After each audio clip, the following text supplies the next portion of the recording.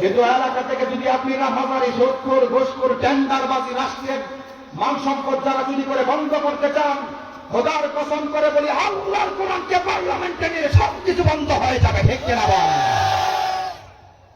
কোরআন পার্লামেন্টে যা কে কে চাই? দুইটা হাত তুলে আল্লাহ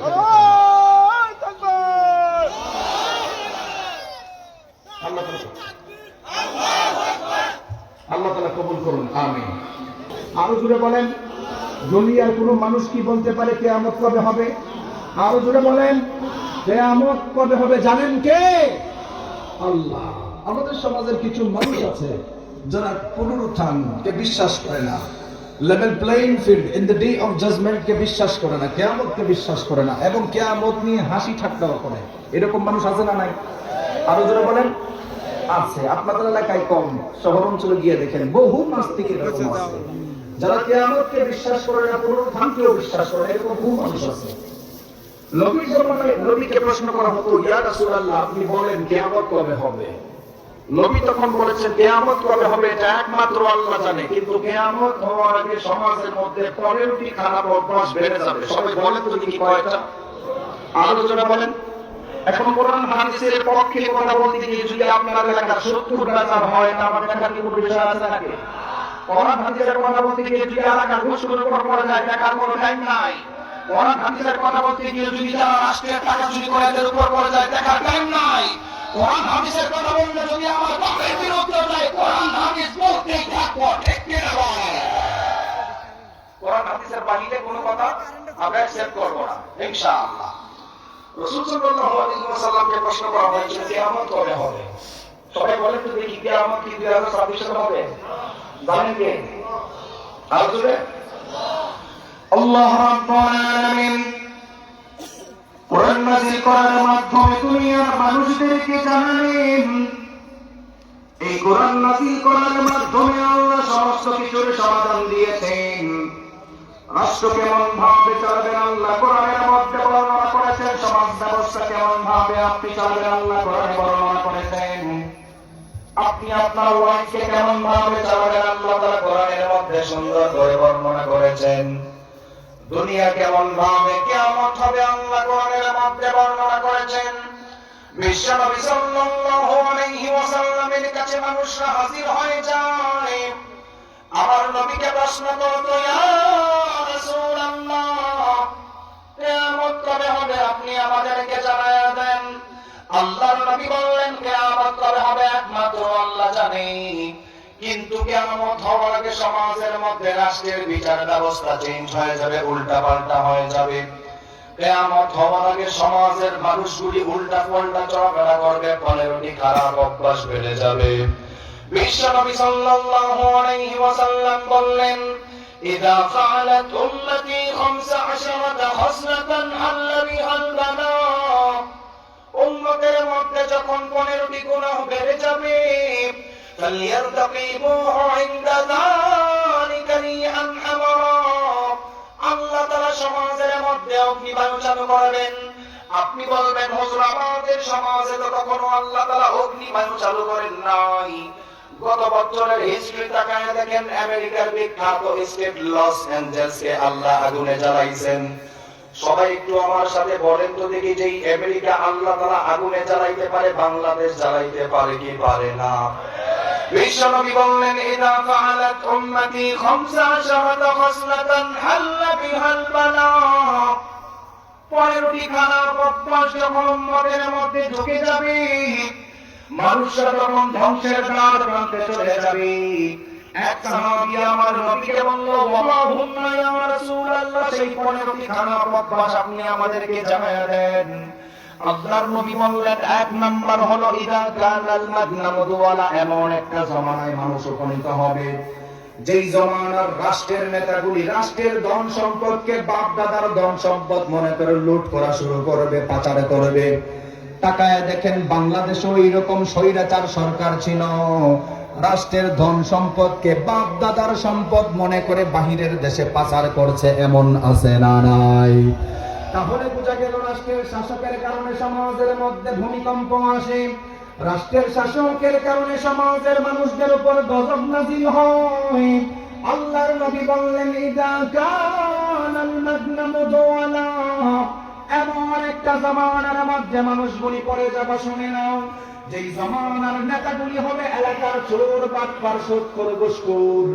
তাহলে বোঝা গেল এলাকার চোর বাটপার সুদখোর ঘুষখোরের মাধ্যমে সমাজে ইনসাফ করা যাবে না, ঠিক কিনা বলেন? সমাজের মধ্যে যদি আপনি ইনসাফ করতে চান, একটাই আইন দরকার, সবাই বলেন সেই আইনের নাম কি? আরো জোরে বলেন। বিশ্বনবী সাল্লাল্লাহু আলাইহি ওয়াসাল্লাম কেমন ভাবে সমাজের মধ্যে ইনসাফ করতেন? আল্লাহর নবী যখন রাষ্ট্রনায়ক ছিল কেমন ভাবে ইনসাফ করতেন শোনেন। আমাদের সমাজে এমন কিছু নেতা রয়েছে, আল্লাহর নবী বললেন শেষ জমানায় এইরকম নেতার কারণে এলাকার মানুষদের উপর গজব আসবে। আপনাদের সঙ্গে মিললে একটু জোরে ঠিক বলবেন। আমাদের সমাজে এমন কিছু নেতা রয়েছে যাদেরকে রাতের বেলায় যদি 10,000 টাকা ঘুষ দেওয়া যায়, পরের দিন সকালবেলা নির্দোষ মানুষ জেলে ঢুকে, দোষী মানুষ এলাকার মধ্যে ঘোরাফেরা করে, এমন বিচারক আছে না নাই? আল্লাহর নবী বললেন শেষ জমানায় যখন বিচার ব্যবস্থা উল্টা পাল্টা হয়ে যাবে, মানুষরা তখন ধ্বংসের দ্বার প্রান্তে চলে যাবে। বিশ্বনবী সাল্লাল্লাহু আলাইহি ওয়াসাল্লামের জমানায় এমন একটা ঘটনা ঘটেছিল, বুখারীর বর্ণনায়, আহাম্মাতহুমুল মারআতুল মাখজুমিয়াতুল্লাতী সারাকাত। আল্লাহর নবীর জমানায় উচ্চ ফ্যামিলির মহিলা চুরি করেছিল, এলাকার মানুষ একটু বিপদে পড়ে গেছে। চাচা মিয়া, আপনি তাকায়া দেখেন, আপনাদের গাইবান্ধাতেও বিগত সময়ে এমন স্বৈরাচার শাসক ছিল যারা ধনী মানুষদের বিচার করত না, গরিব মানুষদের উপর অত্যাচার করত, এমন আছিল না নাই? আপনার সমাজে এমন না থাকতে পারে, বাংলাদেশে অভাব নাই, ধনী মানুষদের বিচার করতে চাইতো না, গরিব মানুষদের উপর জুলুম করতো, এইরকম আছিল না নাই? আল্লাহর নবীর জামানায় এরকম করছেন, বলছেন আলিয়ারতাকিবুহু ইনদা যালিকা রিহান হামারা, হাসফান আও মাসখান, মানুষদের চেহারা উল্টা পাল্টা বিকৃত হবে। আপনি বলবেন হুজুর মানুষের চেহারা বিকৃত হয় কেমনে? মানুষ এখন আর মানুষ থাকতে চায় না, মানুষ নিজেই জানোয়ার বনে যাচ্ছে, ঠিক কিনা বলেন? এই যে আমার ড্রাইভার সাহেব এখানে আছে বসা, আপনাদের এখানে আসার আগে গতকালকে কুমিল্লা ব্রিজ বরাবর উঠার পরে ঢাকা কুমিল্লা মানুষ মেরে ফেলা গেছে, নিজে চলে দিতে আসছে। আপনি বুঝতে পারতেছেন আমাদের সমাজ ব্যবস্থা কই গেছে? মানুষের জানের নিরাপত্তা নাই। কিন্তু কোটটাই করে দেশের রাষ্ট্রের টাকা চুরি করে বাইরে গেছে, এদের বিচার করতে না বলে। নবীর জমানায় এরকম ঘটনা করছিল, উচ্চ ফ্যামিলির মহিলা চুরি করছে, এলাকার মানুষ একটু দ্বিধাদ্বন্দ্ব করে গেছে। সে তো আপনাদের এলাকায় এই কথা আছে কিনা আমি জানি না, চৌধুরী সাহেবের বংশধর কেউ অন্যায় করলে তার বিচার করা যাবে না, আছে এরকম কোন ট্রেডিশন? আমার কথা বুঝেন তো আপনারা? মানে বড় ফ্যামিলি কেউ চুরি করে বিচার করে না। নবীর জমানায় এরকম একটা ঘটনা করছে, ওই এলাকার উচ্চ ফ্যামিলির মহিলা চুরি করছে, এলাকার মানুষ টেনশনে করছে। নবী তো এমন ইনসাফওয়ালা নবী, ওনার কাছে গেলেই চুরির হাত কেটে দিলেন, ঠিক কিনা বলেন? বিশ্ব নবীর সময় যখন এমন ঘটনা ঘটল, এলাকার মানুষ চিন্তায় পড়ে গেল, এলাকার মানুষ বুঝে উঠতে পারেন নাই। হাদিসের মধ্যে আসছেন, মাইয়ুকাল্লিমু রাসূলুল্লাহি সাল্লাল্লাহু আলাইহি ওয়াসাল্লাম, কে আল্লাহর নবীর কাছে এই ঘটনাটা বর্ণনা করবে? আপনি জানলে অবাক হবেন, আল্লাহর নবী ওই জামানায় একজন সাহাবীকে অধিক ভালোবাসতেন। বুখারীর বর্ণনায় আসছেন, ওয়া মাইয়াজতারিউ আলাইহি ইল্লা উসামা ইবনে যায়েদ হিব্বু রাসূলিল্লাহ। আল্লাহর নবী ওই জামানায় উসামা রাদিয়াল্লাহু তাআলা আনহুকে অনেক ভালোবাসতেন। এলাকার মানুষ চুরির ঘটনাটা উসামার কাছে বর্ণনা করলেন, দয়া করে বলো একটু, নবী যেন বিচারটা একটু সংশোধন করে দেয়। সবাই একটু আমার সাথে বলেন তো দেখি, নবী কি বিচার কম করনেওয়ালা নবী ছিলেন নাকি? আলোচনা করেন। নবী কি কখনো বেইনসাফির বিচার করছে? তাহলে যারা আজকে বলো ইসলামপন্থীরা রাষ্ট্রে গেলে সমাজের মধ্যে অশৃঙ্খলতা চালু করবে, বুঝা গেল তারা ইহুদি খ্রিস্টানদের দালাল, ঠিক কিনা বলে? আমরা নবী মুহাম্মদ সাল্লাল্লাহু আলাইহি ওয়াসাল্লামের রাজনীতি করি, আমরা নবী মুহাম্মদ সাল্লাল্লাহু আলাইহি ওয়াসাল্লামের রাজনীতি করি। নবী মুহাম্মদ সাল্লাল্লাহু আলাইহি ওয়াসাল্লামের রাজনীতির আইন যদি সংসদে যায়, খোদার কসম করে বলি, আপনার গাইবান্ধা এলাকার মধ্যে কোনো পরকীয়া থাকবে না। আল্লাহু আকবার। বিশ্ব নবীর কাছে যখন উসামা রাদিয়াল্লাহু তাআলা আনহু হাজির হয়ে গেল, ফাকাল্লামা রাসূলুল্লাহি সাল্লাল্লাহু আলাইহি ওয়াসাল্লাম, উসামা রাদিয়াল্লাহু তাআলা আনহু নবীর কাছে পুরো ঘটনা বর্ণনা করলেন। ওগো আল্লাহর নবী, এলাকার উচ্চ ফ্যামিলির মানুষ চুরি করেছে, আপনি যদি ইনসাফের সঙ্গে তার বিচার করেন তাহলে তার ফ্যামিলির উপর দাগ লেগে যাবে। এলাকার মানুষের কথাগুলি যখন নবীর কাছে বলা হলো, আল্লাহর নবী সঙ্গে সঙ্গে রাগান্বিত হয়ে গেলেন। আমার নবী বললেন, আতাশফাউ ফি হাদ্দিন মিন হুদুদিল্লাহ, ও উসামা, আল্লাহর আইনের ব্যাপারে কি তুমি আমার কাছে কথা বলতে আসছো নাকি? আমার নবী এমন সময় রাগান্বিত হয়ে খতাবা দাঁড়ায় গেল। আমার নবী বলল, আইয়ুহান নাস, এলাকার মানুষ দিনের কান লাগায় শোনে নাও, ইন্নামা কাল্লা মান কানা ক্বাবলাকুম, তোমাদের পূর্বের মানুষ ধ্বংস হওয়ার অন্যতম কারণ হলো ইদা সারাকা শরীফ তারাফুহু, যখন উচ্চ ফ্যামিলির মানুষরা অন্যায় করত তাদেরকে ছেড়ে দিত, ওয়া ইদা সারাকা দাঈফ ফীহিম আকামু আলাইহিল হাদ্দা, যখন দুর্বল ফ্যামিলির মানুষরা অন্যায় করত তাদের বিচার করত, অর্থাৎ বিচার করত ঠিক আছে, এক চোখে তেল আর এক চোখে পানি দিয়ে বিচার করার কারণে সমাজের মধ্যে বেশি গজব নাজিল হয়। আমার নবী ওই সময় দাঁড়ায় অবস্থায় রাগান্বিত হয়ে গেলেন।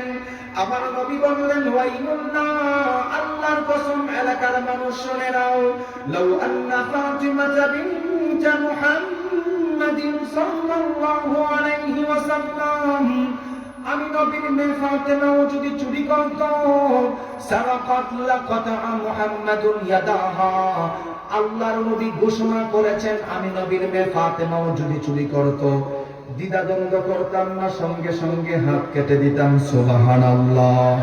তাহলে বুঝা গেল সমাজের মধ্যে বিচার ব্যবস্থা উল্টাপাল্টা হওয়ার কারণে গজব আসে না নাই? আরো যদি বলেন, তাহলে বুঝা গেল বিগত সময় বাংলাদেশে যত গজব আসছে, ভাই সাউন্ড একটা রাখেন না ভাই, শুধু আমি বলি মনিটর বক্স প্যান্ডেলে শুধু ফোন দিব, তাহলে বুঝা গেল বিগত সরকারের সময় জুলুম হওয়ার কারণে বাংলাদেশে বিভিন্ন সময় গজব আসছে। ঠিক কিনা বলেন? গজব আসে কার কারণে? মানুষের কারণে। কার কারণে? সবাই বলেন। অথচ তাকায় দেখেন আমাদের সমাজে যারা কোরআনের কথা বলতো, ইসলামের কথা বলতো, মানুষগুলি তাদেরকে জেলের মধ্যে ঢুকাইয়া জঙ্গিবাদ ট্যাগ লাগাইছে। ঠিক কিনা বলেন? মানুষরা যারা কোরআনের কথা বলতো, মানুষরা যারা মাদ্রাসা শিক্ষার কথাগুলি বর্ণনা করত, উলামায়ে কেরামদেরকে জেলের মধ্যে ঢুকাইয়া অত্যাচার করেছে। আল্লামা বাবু নরবুলকে তারা পঙ্গু বানায়া হত্যা করেছে। শেষ মুহূর্তে আমাদের হৃদয়ের স্পন্দন আল্লামা দেলোয়ার হোসেন সাঈদী রাহমাতুল্লাহি আলাইহি 13 বছর জেলের মধ্যে ঢুকাইয়া লাস্ট মুহূর্তে ইনজেকশন দিয়ে মারছেন। আল্লাহর গজবের কারণে বাংলার জমিনে তাদের ঠাঁই হয় নাই। ঠিক কিনা? মনে রাখবেন, যারা কোরআনের কথা বলে, যারা কোরআনের কথা বলে তারা আল্লাহওয়ালা, আর কিছু কিছু নাফরমান কুলাঙ্গার রয়েছে। আমরা যারা কোরআনের কথা বলি আমাদেরকে জঙ্গিবাদ বলে ট্যাগ দেয়, এমন আছে না নাই? যারা দিবসে জামিন যায় লড়ে যায় দিন কায়েমের তরে, তুমি তাদেরকে জঙ্গি বলো বাতিলের সুর ধরে, ফতোয়া দিয়ে উম্মার মাঝে বিভক্তি শুধু বাড়াও, নিজেকে ভাবো হক বাকিরা ভুলে নীতিটা ছড়াও, তুমি ভাঙনের খেলা খেলতে জানো, গড়তে জানো না, খোদার রজ্জ আঁকড়ে ধরে বাঁচতে জানো না। কেমন মুসলমান তুমি একটু বলো না, কেমন তোমার ঈমান একটু ভাবনা, তুমি মিসওয়াক করা ফজিলত জানো, কথা বলার আগে তুমি সালাম দেওয়া মানো, শুধু হক কথাটা উচ্চ স্বরে বলতে পারো না, অন্যায় দেখে বারুদ হয়ে জ্বলতে পারো না, শুধু হক কথাটা উচ্চ স্বরে বলতে পারো না, অন্যায় দেখে বারুদ হয়ে জ্বলতে পারো না। কেমন মুসলমান তুমি একটু বলো না, কেমন তোমার ঈমান একটু ভাবনা। তুমি যেই কালিমার দাওয়াত দিলে বুকে টেনে তোলে, দেখো সেই কালিমার দাওয়াত দিয়ে কত জন আজ জেলে। তুমি যেই কোরআনের ও আজ কোরআনে হাদিয়া তোহফা মেলে, দেখো সেই কোরআনের ব্যাখ্যা লিখে কেউ ফাঁসিতে ঝোলে। তুমি দুনিয়ার মোহে জীবনের মায়া ছাড়তে পারো না, প্রভুর রাহে প্রাণ বিলিয়ে দিতে জানো না। কেমন মুসলমান তুমি একটু বলো না, কেমন তোমার ঈমান একটু ভাবনা। ঠিক না বলেন? এরপরে আমার নবীর কাছে সাহাবায়ে কেরাম প্রশ্ন করলাম, ওয়ামা হুন্না ইয়া রাসূলুল্লাহ, উম্মত ধ্বংস হওয়ার দ্বিতীয় নাম্বার আলামত কি?